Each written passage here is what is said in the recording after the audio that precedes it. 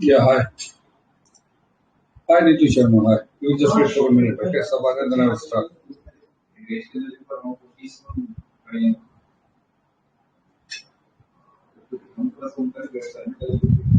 Very good. Very good.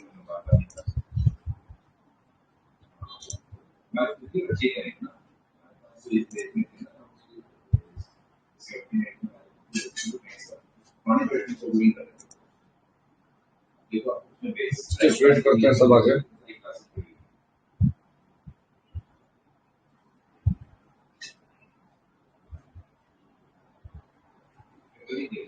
Let's start now, okay? Start the class.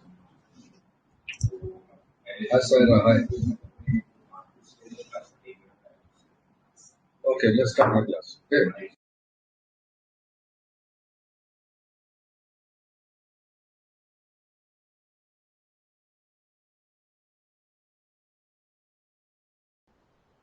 Wait कर ले 1 minute और से बाहर है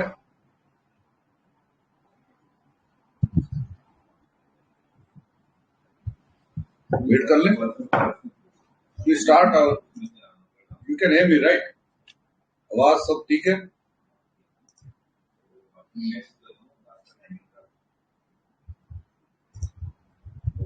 नरेंद्र कुमार मनकोटिया हाय ठीक है गुड है गुड है 20 सेकंड्स वेट करते हैं फिर स्टार्ट करते हैं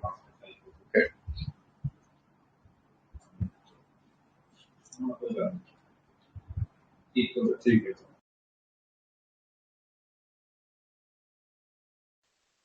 class sorry got bit busy okay इसको ले नहीं पाया मैं अब इसको कंटिन्यू करते हैं and we continue in the full motion okay we reached till the period of Great Depression. Okay, we reached till the period of Great Depression. We reached till the period of Great Depression.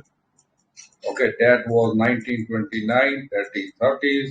Okay, Great Depression was an economical meltdown that was seen in the whole of Europe and America. Okay, India mein we studied from 1904, then we came up to 1912, then we studied 1990, potential capsule reform ने कैसे changes किए, and a progressive period till 1929. Okay, वो हम लोगों ने discuss किया था. Okay, then I told you there was certain funds that were released by the government for the cooperative societies. एक plan बना था. We will continue from here in the other lecture. But आज we will be coming back. थोड़ा सा revision करवा देते हैं आप लोगों का. Some of you have joined again. Okay. Revision नहीं है basically ये एक हिसाब से उनको point to point बात करेंगे ताकि आपसे point पे clear हो जाए. Okay, point to point. Clear? तो सबसे पहले the first question, what is the cooperative? What is a cooperative? Cooperative क्या होता है? First question, what is a cooperative? मैंने आपको कहा था it is an autonomous association.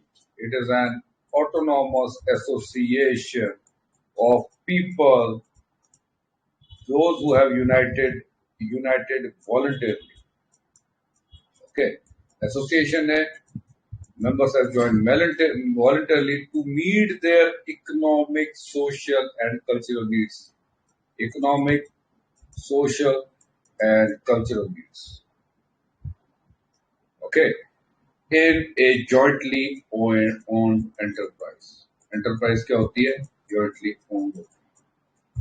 Okay, jointly owned enterprise, इसी enterprise को कहा जाता है corporate. इसी enterprise को कहा जाता है corporate. ओके, ध्यान से नोटबुक हाथ में, नोट्स बनाते हुए, इसी enterprise को कहते कहा जाता है corporate. तो अब अगला क्वेश्चन है, इज द प्रॉफिट, क्या प्रॉफिट कोई पार्ट प्ले करता है इस एंटरप्राइज में? Is the profit the mean, क्या profit mean? Is the profit an end product? नहीं, याद रखिएगा ऑपरेटर्स में कभी भी प्रॉफिट के लिए काम नहीं होता. Profit is secondary. ओके, काम किसके लिए होता है? काम इसलिए होता है ताकि लोग आपस में वॉलंटरली जुड़े, इकोनॉमिक, सोशल, कल्चरल, जो उनकी नीड्स है उसको पूरा भी कर सके. प्रॉफिट ना ही कमाए तो पूरा ही कर सके. But they should not wait for the government. They have to act like self-help groups. They have to act like self-help groups. Okay. अब मेरा अगला क्वेश्चन आपके लिए, आज अगर हम देखेंगे which subject is cooperative? State subject है या यूनियन सब्जेक्ट या कंकरेंट सब्जेक्ट है? शाबाश, शाबाश. कौन सा सब्जेक्ट है cooperative? Cooperative is state subject. ये पहली बार कब हुआ? जब ये स्टेट सब्जेक्ट बना. दिस इज द क्वेश्चन है, पहली बार ये कब हुआ? जब ये स्टेट सब्जेक्ट बना. शाबाश. तो पहली बार स्टेट सब्जेक्ट बनता है 1919. याद है आप लोगों को मोंटेगो कैम्सफोर्ड रिफॉर्म्स? याद है, कराया हुआ था मैंने. मोंटेगो कैम्सफोर्ड रिफॉर्म्स में पहली बार ये प्रोविंशियल सब्जेक्ट बनता है. What do mean by the provincial subject? That means the state subject. आज के हिसाब से देखा जाए स्टेट सब्जेक्ट. अब मेरा आप लोगों से एक क्वेश्चन, नेक्स्ट क्वेश्चन, रिवाइज भी करो जल्दी जल्दी, बाकी जिनको मिस हो गए वो लिखेंगे. अगर किसी स्टेट ने लॉ नहीं बनाया कोऑपरेटिव के लिए, तो कौन सा लॉ के तहत वो कोऑपरेटिव एक्ट करेगा? शाबाश. कौन से लॉ के तहत स्टेट्स काम करेंगे, कोऑपरेटिव वहां पर काम करेंगे? अगर स्टेट गवर्नमेंट लॉ नहीं बना रही है तो स्टेट सब्जेक्ट है, लेकिन अगर कोई स्टेट उसमें एक्ट नहीं बना रही तो किस लॉ के तहत, किस कानून के तहत वहां पर कोऑपरेटिव काम करेंगे?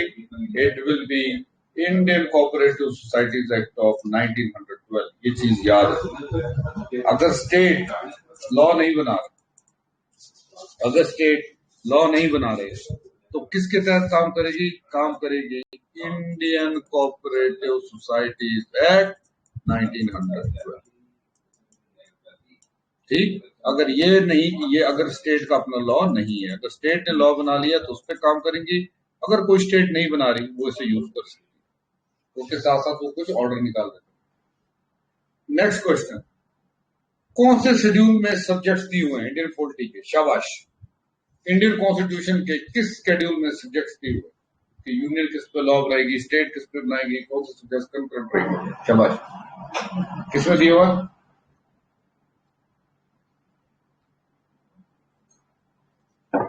शाबाश. कौन से शेड्यूल में दिए होते हैं? शाबाश.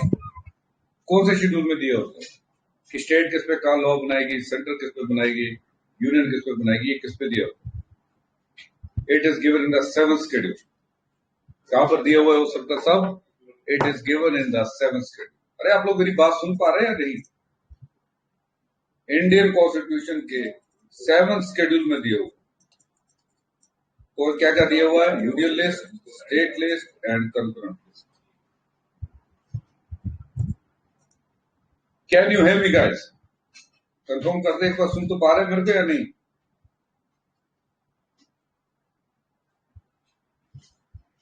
ओके.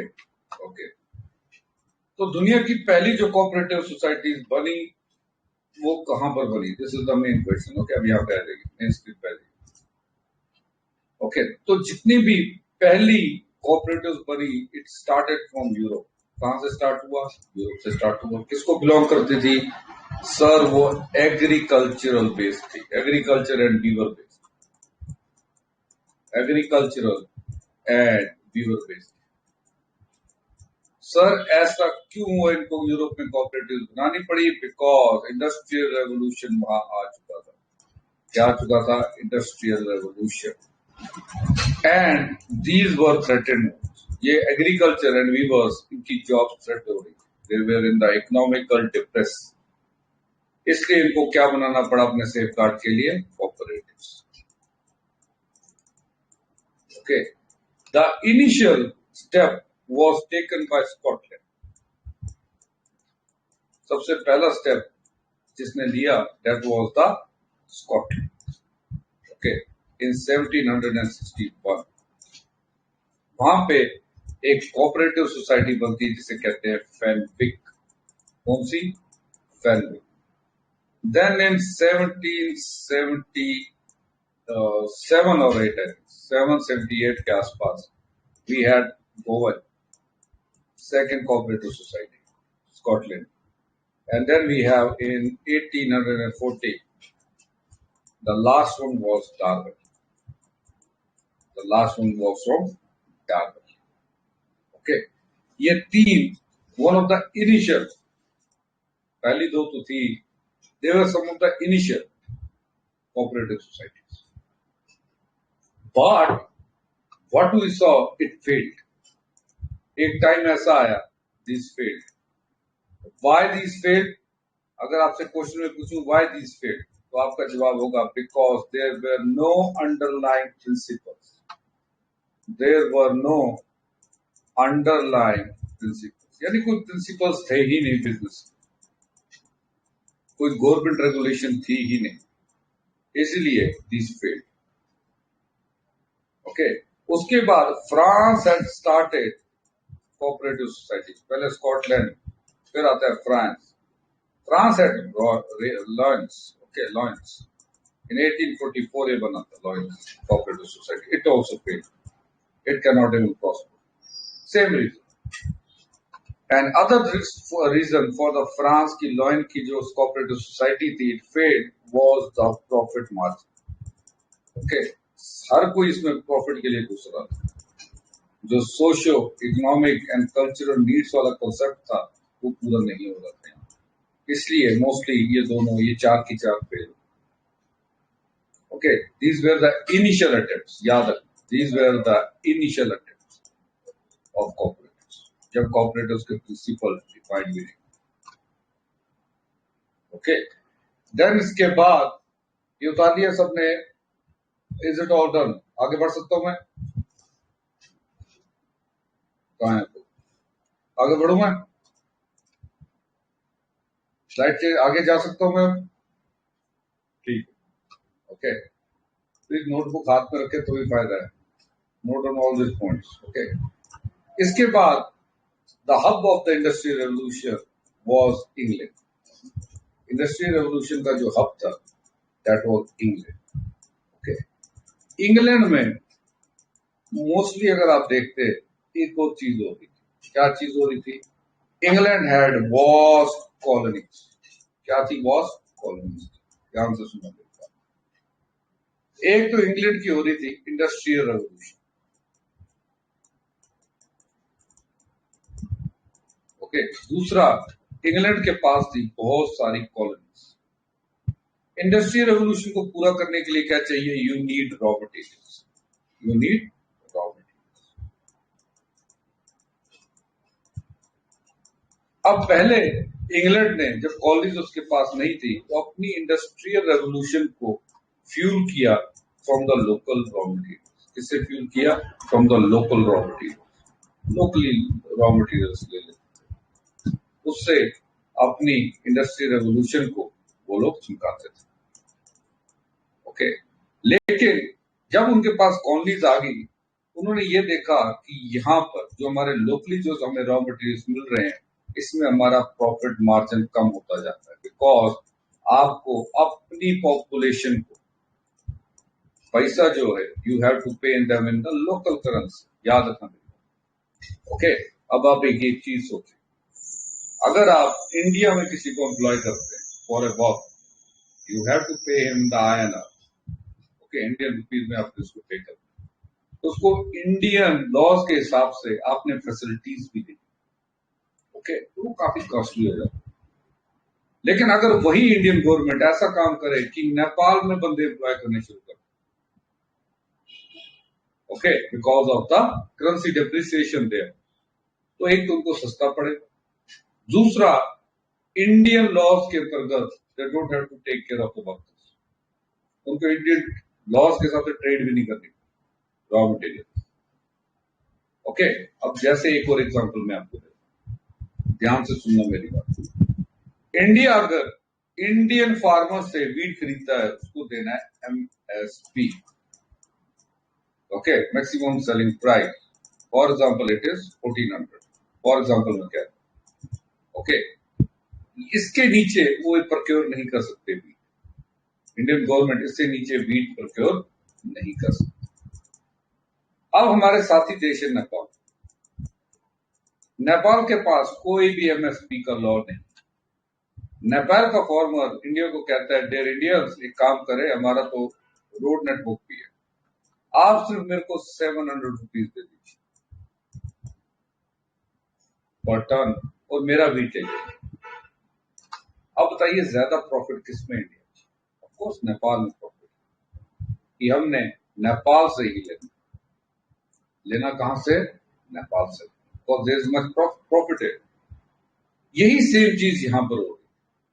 इंडस्ट्रियल रेवोल्यूशन इंग्लैंड में हो चुकी थी, रॉ मटेरियल्स और चाहिए थे, बहुत ज्यादा चाहिए थे, क्योंकि ब्रिटेन की बहुत ज्यादा क्या थी? कॉलोनीज, मार्केट बड़ा था।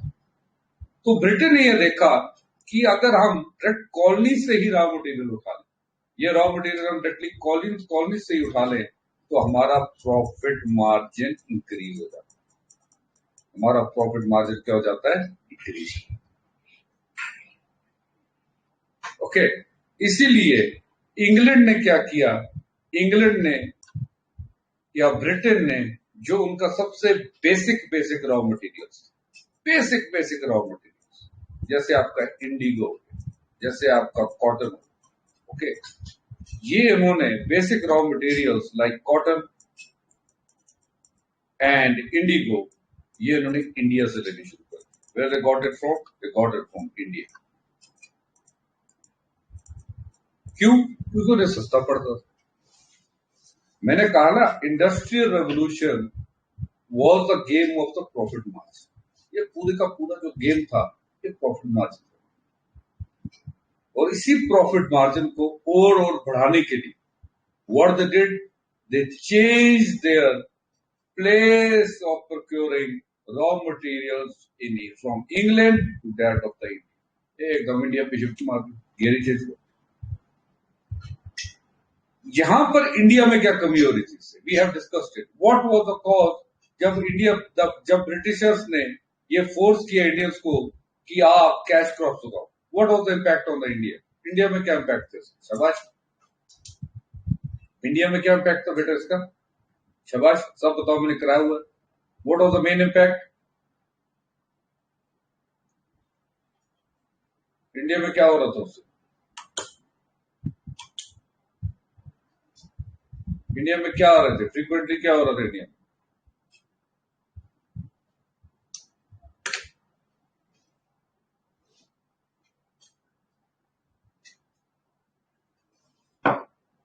चलो मैं ही बता देता हूँ यार, आप लोग ना बताओ, उससे लिखते हैं। ओके, इसके करके जब आप फोर्स कर रहे हैं इंडियन फार्मर्स को कि आप कैश क्रॉप्स उगाएं, क्या उगाएं? कैश क्रॉप्स उगाएं। इस कैश क्रॉप्स के चक्कर में इंडिया में आ रहे थे फेमाइन्स। क्या आ रहे थे बच्चा? फेमाइन्स। इसी फेमाइन्स के लिए काफी एसोसिएशन बनी, ओके, एंड सबसे बड़ी बात, काफी ज्यादा रिवॉल्ट। एंड द ब्रिटिश फेयर्ड कि कहीं यार फिर से रिवॉल्ट ऑफ 1857 ना हो, तो इसलिए they introduce cooperatives in India. लेकिन इंग्लैंड में क्या हो रहा था? ओके, ये तो सब हमने पढ़ा हुआ। What was happening in England? England में ये हो रहा था कि रॉ मटेरियल प्रोक्योर नहीं हो रहा था। Raw material was not getting procured. Procure नहीं हो रहा। अगर एक आम ब्रिटिशर जाता था इंडस्ट्रीज के पास अपना कॉटन लेके फॉर एग्जाम्पल, तो इंडस्ट्रीज बोलती थी भाई एक बात सुने, आप हमें इंडियन जो हम इंपोर्ट करते हैं कॉटन, उससे कम कीमत में दे दो, उससे कम कीमत में दे दो। This was not possible for the England farmers, England farmers के लिए पॉसिबल नहीं। दस व्हाट दे स्टार्टेड कि किसी तरीके से इंग्लैंड में जो ये इंडस्ट्रियल रेवोल्यूशन के करके थ्रेट आई है, किस पे थ्रेट आई है? पीजेंट्स पे एंड वीवर्स पे एंड अदर आर्टिफैक्ट वर्कर्स पे। याद रखना मेरी बात, ओके? आर्टिफैक्ट वर्कर्स पे। हम एक काम करते हैं, हम सब मिलके इस इंडस्ट्रियल रेवोल्यूशन से लड़ने के लिए क्या बनाते हैं? कॉर्पोरेटिव्स। हमारी मदद कोई नहीं कर रहा, हम सेल्फ हेल्प ग्रुप बन जाते हैं, ऐसे चीज की तरह एक्ट करते हैं। अपनी हेल्प हम खुद ही करेंगे, ओके? हम खुद ही अपने सामान को प्रोक्योर भी करेंगे, खुद ही उसका एंड प्रोडक्ट भी बनाएंगे और उसे मार्केट में सेल भी करेंगे। और हमें मिडिल मैन नहीं चाहिए। कोई इंडस्ट्री वाला हमें नहीं बता सकता किस कॉस्ट में आप बेचें, किस कॉस्ट पे ना बेचें, okay? So what they did, they assemble themselves as cooperatives to procure what? To secure what? Social, economic and cultural needs. In needs को पूरा करना। सोशल नीड्स में क्या था? Better way of learning, okay? Schools खोलेंगे, हम अपने hospitals बनाएंगे, हमारे अपने मार्केट्स हों। इकोनॉमिक में जो पैसा आएगा, the farmer should get right price for the produce. And what about the cultural needs? Culture needs से किया कि जैसे एक जगह थी वहां नियर मैनचेस्टर, मैनचेस्टर आज भी जाना जाता है for the cloth works, okay? Cloth works, cotton art, okay? कपड़ा सबसे ज्यादा यहीं पर बनता है, मैनचेस्टर में बनता है, ओके? आप भी आज अपने ग्रैंड पेरेंट्स के, कोई अगर आपके इंडिपेंडेंस डे से पहले पैदा हुआ है, दे हैड बीन देयर, उनका कभी कपड़ा देखेंगे तो it must have been written made in Manchester, okay?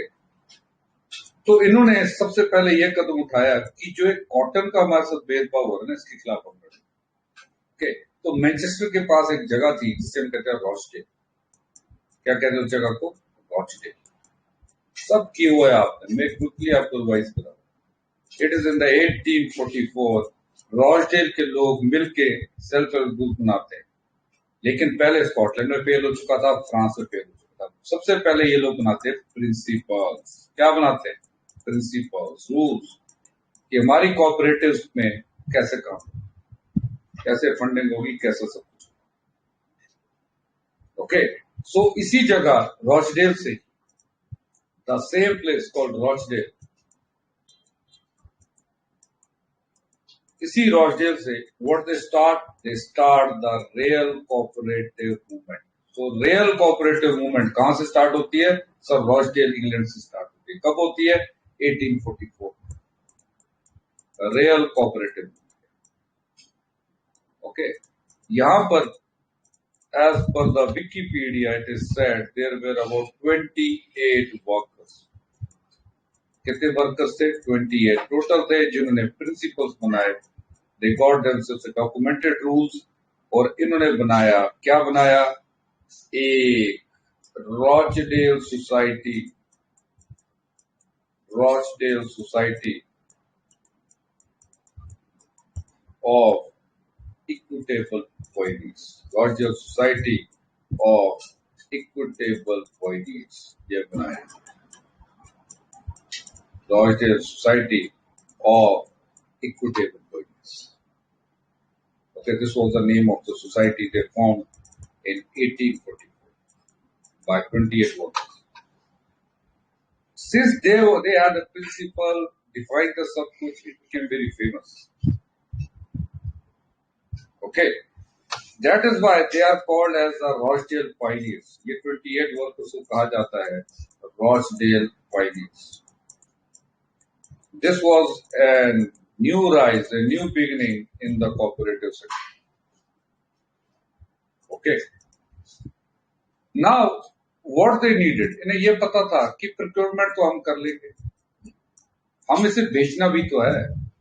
अगर बेचने में मार्केट जाएंगे तो शॉपकीपर रिफ्यूज कर सकता है, इंडस्ट्रियल गुड्स रिफ्यूज कर सकता है। तो व्हाट दे डिड, इन्होंने क्या किया, they set up their own consumer store in England, और वो दुनिया का first consumer, first cooperative consumer store बनता है in north England, okay, consumer store in England. England क्या इन वर्ल्ड में देखा जाए, वर्ल्ड में भी यही पहला कंज्यूमर स्टोर बनता है, ओके। अब जो ये 28 मेंबर्स थे ना, ये जो 28 मेंबर्स थे, ये 28 मेंबर्स ध्यान से याद रखना, ये मेंबर्स भी थे किसके, रॉयशडेल society of equitable finance.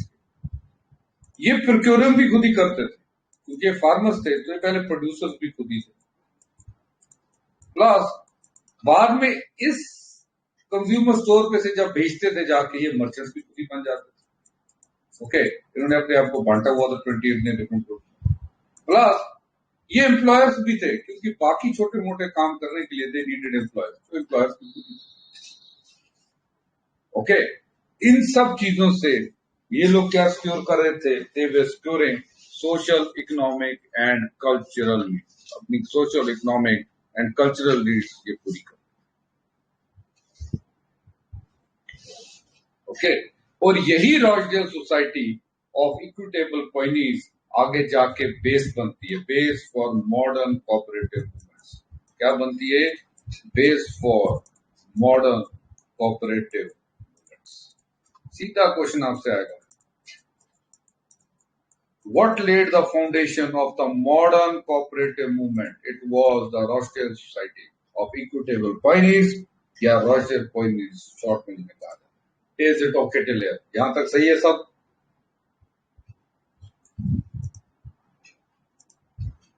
Is it clear till here?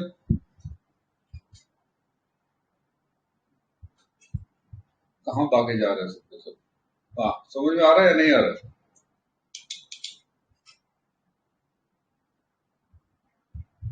ठीक है, ठीक है, ठीक है, ठीक है। Is it time awkward for you guys? क्या कि कोई और काम होता है क्या? Because many have not attended the class yet. कुछ ने अटेंड करके छोड़ भी दिया। क्या टाइम awkward है क्या? You want to change the time?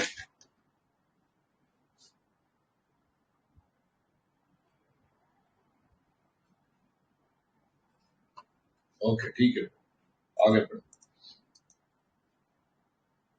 Okay. अब how did Rochdale society started?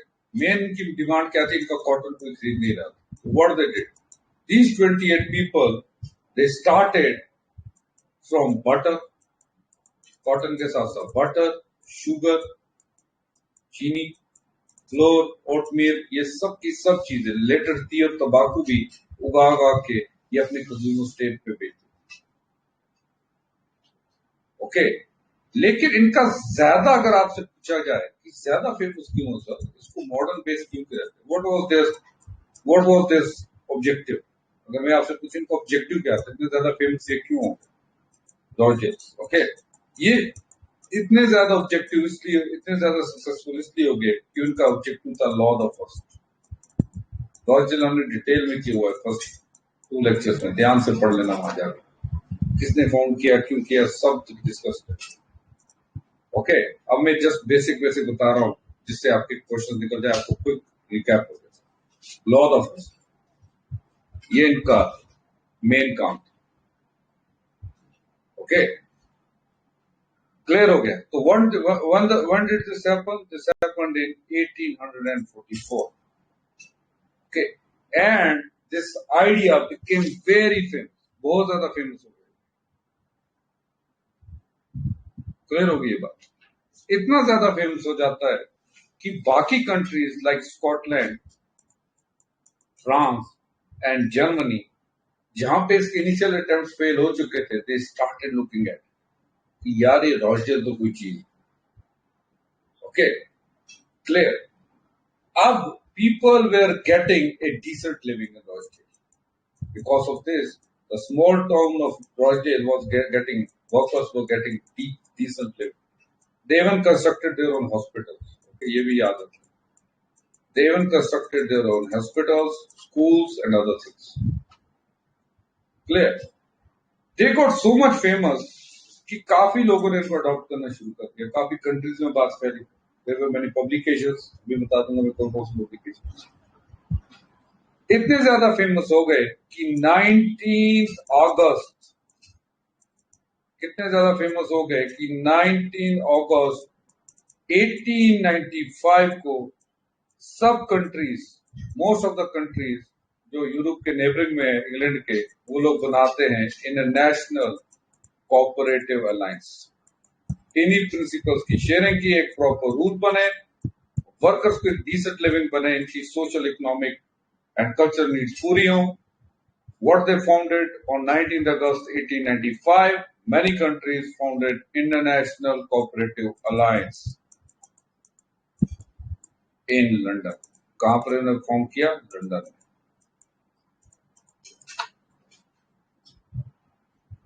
Okay, and इन्होंने पहले अपनी कांग्रेस भी लंदन में की. इन्होंने अपनी पहली जो कांग्रेस है, दैट इज फर्स्ट जो मीटिंग थी, वो भी लंदन में. कहां पर की? लंदन में. Okay, clear. अब आपको जो चीज याद रखनी है वो क्या है? जो चीज आपको याद रखनी है कि जो मैंने पहले आपको डेफिनेशन बताई कोऑपरेटिव्स की. क्या डेफिनेशन मैंने बताई थी आपको? Cooperative is an autonomous association of people united voluntarily to meet their common economic, social and cultural needs through a jointly owned enterprise. ये डेफिनेशन मैंने बताई थी. ये डेफिनेशन इसी कांग्रेस में दी गई. So this कांग्रेस, जो इनकी पहली इंटरनेशनल कोऑपरेटिव अलायंस की जो कांग्रेस थी, they defined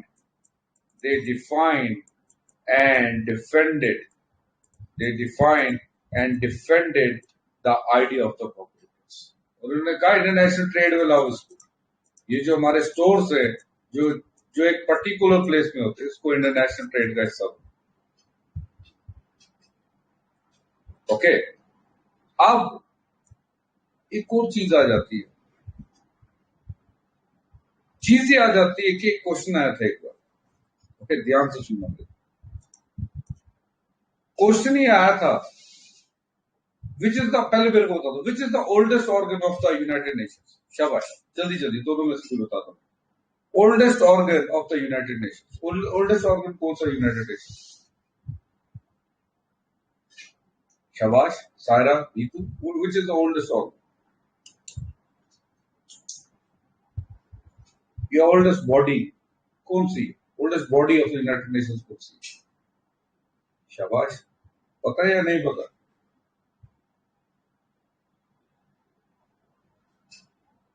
नहीं पता. आईएलओ का नाम सुना है? आईएलओ बॉडी है ना. ILO, International Labour Organization. हाँ, आईएलओ है सबसे ओल्डेस्ट, सबसे पुरानी. It was founded much before the United Nation. 1990 में फाउंड हुई थी. It was founded in which year? 1990. वो वर्ल्ड वॉर के बाद बनी. ओके, जब यूनाइटेड नेशंस का प्रेडेसर होता. Which was the predecessor of United Nations?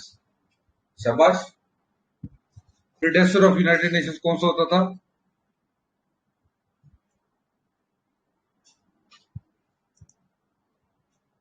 शाबाश. अरे यूनाइटेड नेशंस से पहले की. यूनाइटेड नेशंस तो लेट बना ना, वर्ल्ड वॉर 2 के बाद बना. वर्ल्ड वॉर 1 के बाद क्या बना था?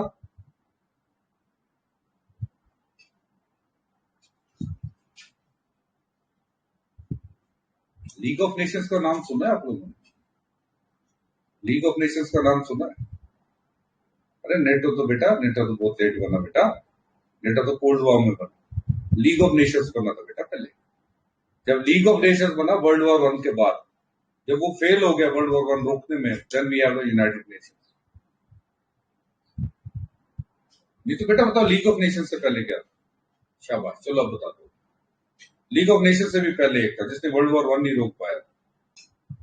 शाबाश। उसको कहते हैं वेना कांग्रेस। क्या कहते हैं? Vena Congress, VIENNA, vena Congress. तो पहले वेना कांग्रेस था, वेना कांग्रेस फेल हुआ वर्ल्ड वॉर वन रोकने में, आ गया आपका league of Nations. League of Nations fail होता है, आपका वर्ल्ड वॉर टू रोकने में बनता है यूनाइटेड नेशन। यूनाइटेड नेशन भी जल्दी फेल हो रहा है। ओके, कोई पूछता ही नहीं उसको। क्लियर हो गया? यहाँ पे जो मैं करा रहा हूँ, समझ में आ रहा है? लिख रहे हो या नहीं? ऐसी आवाज में सुन रहे हो आप? प्रोसेस सुनी जा रहा है क्या?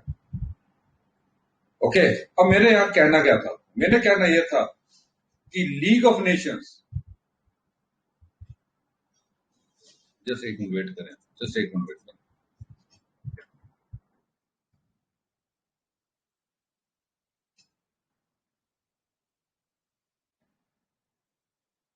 ओके, लीग ऑफ नेशंस बनता है वर्ल्ड वॉर फर्स्ट के बाद, फिर वर्ल्ड वॉर टू के बाद बनता है यूनाइटेड नेशंस। अगर मैं आपसे पूछूं सबसे पुरानी ऑर्गेनाइजेशन जो आज तक काम कर रही है वो कौन सी?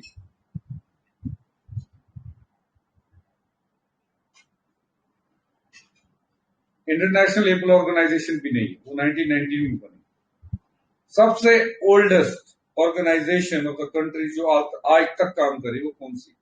वो यही है, इंटरनेशनल कोऑपरेटिव अलायंस, ICA। 1895 में बनी और आज तक काम कर रही। क्लियर हुआ या नहीं? समझ में आ गया या नहीं क्या कहना चाह रहा हूं? हाँ, ये चीज याद रखना।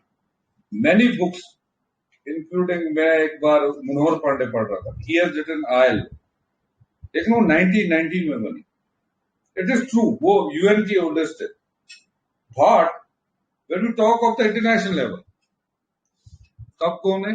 तब यही है, international cooperative alliance. Okay, good है। अब यहां ठीक, क्लियर। अब वी हैव इंग्लैंड में हमने कर दिया रॉचेल 1844। देन बचता है जर्मनी। जर्मनी में the cooperative movement began much later, थोड़े से लेट आ गई, 1895 के आसपास आ गई। वो कहां पर बनी? चेमनिट्स। चेमनिट्स, चेमनिट्स एक जगह थी जहां से स्टार्ट हुई। ये नाम आप याद रखेंगे, कौन सी कंट्री में कौन कौन सी, सीधा क्वेश्चन आएगा, याद रखना मेरी बात, कौन सी कंट्री में कौन कौन सी कोऑपरेटिव मूवमेंट्स कहां कहां पर शुरू, सीधा क्वेश्चन आएगा। ओके, एक क्वेश्चन ये आएगा। दूसरा क्वेश्चन आपको आएगा founding fathers of the cooperative movement में। इस पे आएगा founding fathers of the cooperative movements. Okay, cooperative movements. Okay, who is known as the father of cooperative movements? Robert Owen. क्या कहते हैं उसको? Robert Owen is known as the father of cooperative movements. Clear? अब जल्दी जल्दी मेरे को बता दो, रॉबर्ट ओवन ने एक सोशलिज्म का कंसेप्ट दिया था जिसे बाद में माओ से तुम भी फॉलो करते थे। उस कंसेप्ट को क्या बोलते हैं? He is the father of cooperative, no doubt in that. पर इनके एक सोशलिज्म का एक मॉडल था जिसे माओ से तुम, आपका किम जोंग उन उसी को फॉलो करते। What is that called? Even आपका जो स्टालिन था वो भी उस मॉडल को फॉलो करता। What is that called? कौन सा सोशलिज्म कहते हैं उसको? चलो मैं ही बता देता हूँ यार, आप लोग कैसे बने। उसको कहते हैं utopian socialism. He is the father of cooperative. ठीक है, ये किताब ऐसे किसी ने नहीं खींचा। ही is the father of cooperative. इसी के साथ साथ he was the founder of what we call utopian socialism. Utopian socialism, idealistic socialism. Okay, idealistic, ये पॉसिबल ही नहीं आज की लाइफ में, इसलिए इसको यूटोपियन कहते हैं। ये आइडियलिस्टिक, ऐसा हो ही नहीं सकता। मैं बता दूंगा आइडियाज क्या है। ओके, तो ये फादर ऑफ कोऑपरेटिव मूवमेंट से रॉचडेल वाले हैं, ये he started it in England. England में स्टार्ट किया। ठीक, इनके आगे जो फॉलोअर थे रॉबर्ट ओवन साहब के, वो थे चार्ल्स फूरियर। क्या नाम था उनका? Charles Fourier. चार्ल्स फूरियर ने जब फ्रांस का फेल हो गया, लियंस जब फेल हो जाता है तो चार्ल्स फूरियर वापस से रिवैम्प करते हैं, रॉबर्ट ओवन की राइटिंग्स पढ़ते हैं कि उन्होंने क्या लिखा है, कोऑपरेटिव सोसाइटीज के प्रिंसिपल्स क्या होने चाहिए, फिर उसको रिवैम्प करके ये फ्रांस में कोऑपरेटिव सिस्टम लाते हैं। इनको कहा जाता है फ्रांस का founding father of cooperative, Robert Owen, England. Okay, Germany, find Raiffeisen, याद रखो मेरी बात, फाइंड रेफेसन इंडिया के कंटेक्स्ट में मैंने पढ़ाया था ना। तो रेफेसन एंड शिलियस, रेफेसन जो है क्रेडिट बैंक का फाउंडर है, इसी के प्रिंसिपल पे क्रेडिट बैंक बने। Okay, so Raiffeisen and Schulze, they became the founding fathers of cooperative movements in Germany. And सबसे फेमस अगर आप मेरे से पूछेंगे तो यही दो, रेफेसन मॉडल। सारी दुनिया में आज तक रेफेसन मॉडल चलता है। जितने आपके कोऑपरेटिव बैंक से जो लोन वगैरह देते हैं, yes, utopian, very good, very good notice. आप मेरे से पूछ रहे हैं या आप बता रहे हैं, मैं समझा नहीं। ओके, चेक कर लीजिएगा, बता दीजिएगा मेरे को। ओके, लेकिन जो सबसे फेमस है that is the Raiffeisen model, that is the Raiffeisen model. Okay, Robert Owen के जो मेन प्रिंसिपल्स थे कोऑपरेटिव्स के, वो क्या कहते हैं, सब बताया हुआ है, बताते जाओ मेरे को, शाबाश। अरे पढ़ते पढ़ते नहीं आप, मेरे को पता लग गया है, पढ़ते पढ़ते नहीं आप, बस इंतजार करते रहते सिलेबस खत्म होने का। ऐसा ही चल रहा है क्या? Self study is most important. Okay, self study बहुत ज्यादा इम्पोर्टेंट, सेल्फ स्टडी करिए जितनी कर सकते। क्लियर? यहां आ जाइए। रॉबर्ट ओवन के प्रिंसिपल्स किस पे बैठे हुए थे? दो चीजों पे। किस पे? Self help plus mutual help. अपनी हेल्प भी करो और अपने साथ साथ आपकी कम्युनिटी का भी हेल्प करो। This was what Owen said, Roger principle. Okay, इसी प्रिंसिपल को कहते हैं ऑल फॉर ईच, सॉरी, इसको कहते हैं each for all, each for all and all for each, each for all and all for each, each for all and all for each। इसी चीज को कहते हैं, लिख के रखो। ओके, इसी मॉडल को कहते हैं। उसके बाद Raiffeisen, the founding father of England of cooperatives in Germany, वो 3S इंट्रोड्यूस करते हैं। 3S क्या कहते हैं? Self help, self governance, self responsibility. अरे याद है कुछ या नहीं है? ये सब बताया हुआ मैंने, याद है आप लोगों को या नहीं है? लास्ट लेक्चर्स किसी ने देखे या नहीं देखे? कहां आप लोग? याद आ रहा है कुछ? क्या क्या बोला हुआ?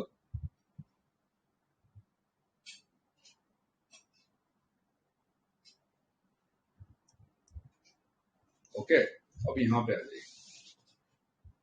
आपकी फर्स्ट क्लास से, अरे रिकॉर्डिंग पड़ी हुई, आपने रिकॉर्डिंग अभी तक नहीं देखी थी ट्यूशन में?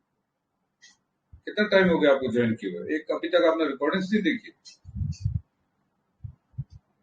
लाइव क्लासेस पे क्लिक करिए, वहां पे सब रिकॉर्डिंग्स पड़ी क्लासेस। सारा व्हाट अबाउट यू आप तो काफी पहले ज्वाइन कर लिया, आज रिकॉर्डिंग देखनी शुरू कर दिया नीतू शर्मा, 2 दिन में खत्म कर देगी। सारा व्हाट अबाउट यू आपने नहीं देखा?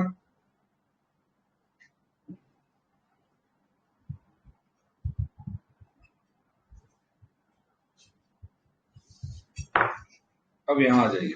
Okay, so Raiffeisen gave the ideas of 3S, ये रेफेसन। आप कभी कभी बुक्स भी आपको पूछ सकते हैं, ध्यान देगा।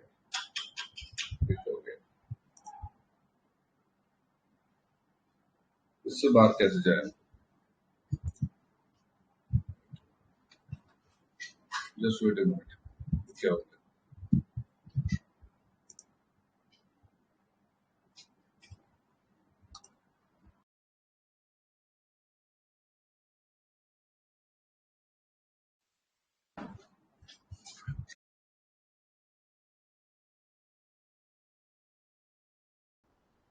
स्लाइड देख रहे हैं आप लोग? Sorry, I don't know, there was some error. बाहर हो गया। Can you see the slides now? अब स्लाइड देख रहे हैं आप लोग? ठीक है बस, ठीक है। ओके, सो रेफरेंस का रोल मैंने बता दिया। एक चीज याद रखिए, कई बार बुक्स आ जाती है, कहाँ पर गए? हाँ, कई बार बुक्स आ जाती है, बुक्स के नाम पे आ जाता है क्वेश्चन। ओके, तो पहली जो इम्पोर्टेंट बुक है जो फ्रांस में पब्लिश हुई थी, जिसने बेस किया फ्रांस में कोऑपरेटिव, वो कौन सी थी? वो थी treatise on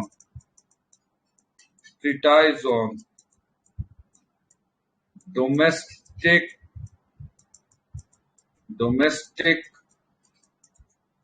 agricultural association.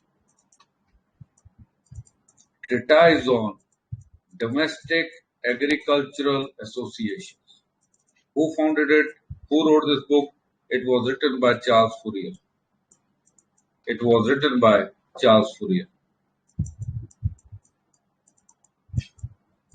Okay, Charles Fourier ने लिखी थी। Clear? Then we have the Raffeson. Okay, Raffeson model जो आज भी चलता है. It is still in working place. अब काफी आज भी जितने भी cooperative banks देखेंगे, they are based on the Raffeson model. Okay. So how did the Raffeson brought a change?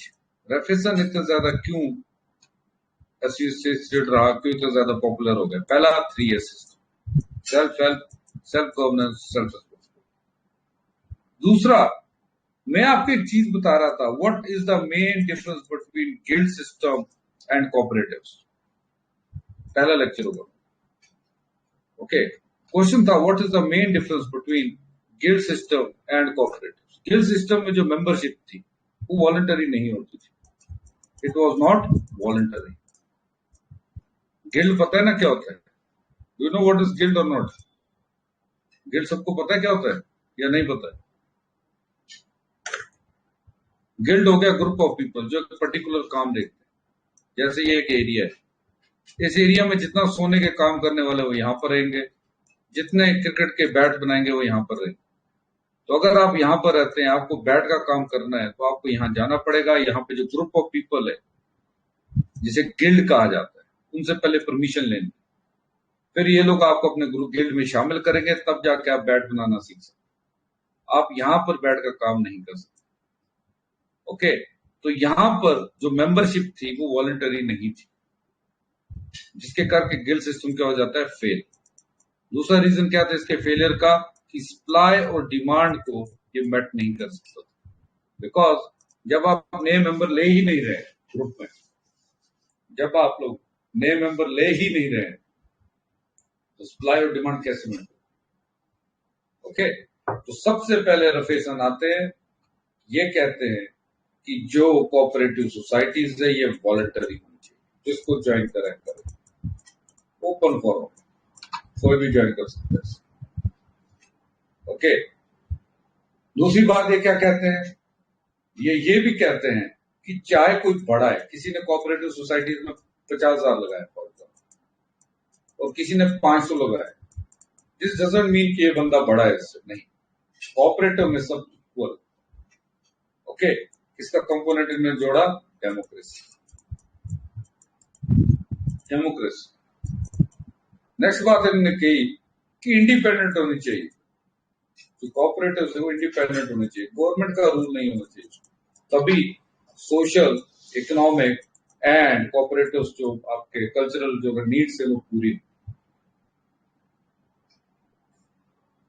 Okay, and इनका ये भी कहना था कहीं ना कहीं जितने मेंबर्स है कोऑपरेटिव में, सब के सब कहीं ना कहीं इकोनॉमिकली कैपिटल का पार्टिसिपेंट, सबने पैसा लगाया कोऑपरेटिव्स को चलाने। ओके, फोर्थ कंपोनेंट जो इनका था वो था ट्रेनिंग एंड एजुकेशन।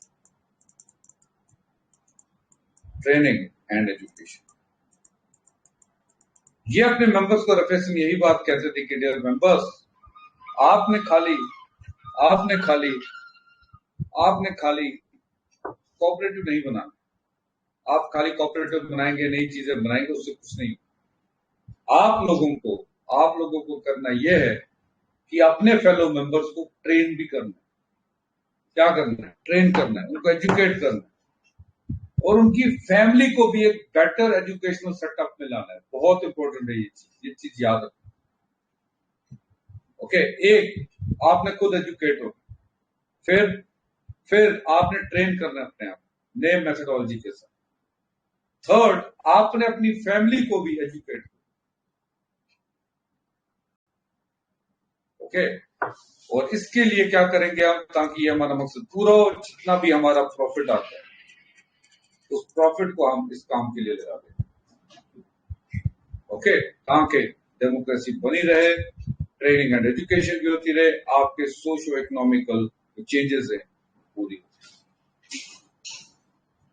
ओके, ये चीज आ जाती है। ठीक है सर। अब जितने भी ये फादर्स मैंने आपको बताया, कोऑपरेटिव्स अराउंड, यहां तक लिख लिया सबने? यहां तक लिख लिया आपने? नीतू शर्मा, यहां तक लिख लिया आपने? आप पुरानी वीडियोस प्लीज देख लीजिए, तब ज्यादा क्लियर हो जाएगा। सारा आपने लिख लिया? ठीक है, ठीक है, क्लियर हो गया। क्लियर, यहां तक क्लियर हो गया। ठीक, तो ये जो इमरजेंस हुआ, इस सब के पीछे कोई ना कोई एक एग्जाम्पल हो, किसी ना किसी ने। अगर रॉबर्ट ओन को हम बोलते हैं फादर ऑफ कोऑपरेटिव, तो कहीं ना कहीं उसने कोई काम भी वैसे किया हो। ओके, बेसिकली रॉबर्ट ओन का एक एग्जाम्पल पूरी दुनिया के सामने है, जिसने कोऑपरेटिव्स को प्रूव कर दिया कोऑपरेटिव्स क्या होता है। Okay, basically there is a place near England जिसे कहते हैं लनाक, न्यू लनाक। क्या कहते हो? चलो, न्यू लनाक है। आफ्टर मैरिज यहाँ पर काम करने जाते हैं, merely as a manager.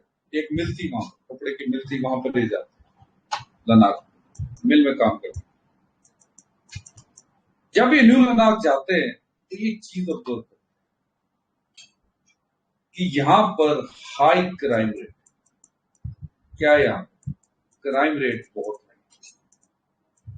Basically Scotland के थे, स्कॉटलैंड से यहाँ पे काम करने आए थे न्यू लनाक। इन्होंने ये चीज यहाँ पर देखी, रॉबर्ट ओको ने, कि क्राइम रेट बहुत ज्यादा है यार, बहुत हाई क्राइम रेट। ओके, अब जब इन्होंने वजह जानी कि इतना क्राइम यहाँ पर क्यों, इट इज सेड कि जब यहाँ पर ये जा रहे थे, समवन स्टोल हिज लगेज, किसी ने इनका लगेज चोरी कर दिया।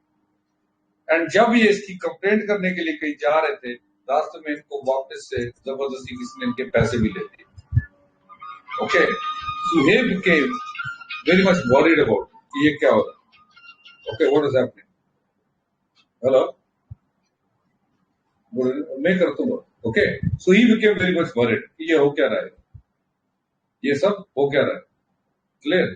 सो व्हाट ही डिड, इन्होंने प्रॉब्लम जानी चाहिए कि क्राइम रेट इतना हाई क्यों है। व्हाट ही फाउंड आउट कि यहां पर लोग जो है अनएम्प्लॉयड, क्या है? अनएम्प्लॉयड।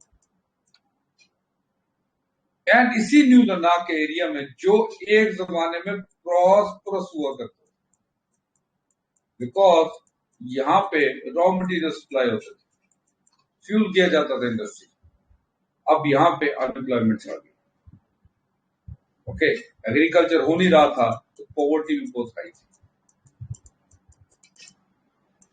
ओके, तो अनएम्प्लॉयड भी थी, पॉवर्टी भी थी, तो ये बैंक से ज्यादा उधार ले रहे थे, लोन ले रहे थे, जिसके करके ये सब के सब डेट ट्रैप में फंस चुके। दैट मीन्स इनकी सारी की सारी जो प्रॉपर्टीज थी वो बैंक ने मैक्सिमम सीज कर दी। ओके, कोई सोशल, इकोनॉमिक, कल्चरल नीड यहाँ पे पूरी नहीं हो रही, हेल्थ वाइज, एजुकेशन वाइज, कोई भी आप बात। तो यहां पे रॉबर्ट ओवन ने एक थ्योरी दी। थ्योरी क्या थी? थ्योरी ये थी कि हमारे इर्द गिर्द जैसा भी एनवायरनमेंट हो, हमारे इर्द गिर्द जैसा एनवायरनमेंट होगा हम वैसे ही बनेंगे। दैट मीन्स यहाँ पे क्राइम रेट हाई इसलिए है क्योंकि जो एनवायरनमेंट है it is unemployed, poverty, socio economic, cultural needs कुछ भी पूरी नहीं हो रही।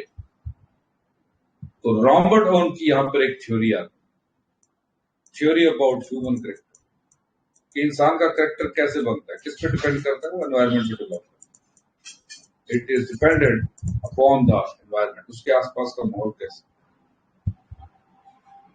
ओके, तो ये इसी न्यू लैंडमार्क में एक मिल थी, से कहते हैं न्यू लैंडमार्क मिल। ओके, इसी के ये मैनेजर बनते हैं। ओके, एंड वहां पे जाके ये रिफॉर्म्स लेके आए। ओके, तो कल की क्लास में हम पढ़ेंगे रॉबर्ट ओवन्स रिफॉर्म्स, कैसे इन्होंने रिफॉर्म लाया और इन्हें कहा जाने लगा father of cooperative movements in England. Okay, तो कल की क्लास में what we will study about the reforms of Robert Owen. Okay, अभी आप लोगों की क्लास से ज्योग्राफी की, आप वो अटेंड कर लीजिए। Is it clear? आज की क्लास ठीक रही? All of you got it what I am saying? सब कुछ क्लियर हो गया? Was it all clear? Saira, Neetu Sharma, सब क्लियर था? ठीक है, तो कल हम रिफॉर्म्स पे जाएंगे सीधे। Okay, so catch you guys tomorrow. अभी आपकी ज्योग्राफी की क्लास स्टार्ट होगी। No issue, no issue. Thank you.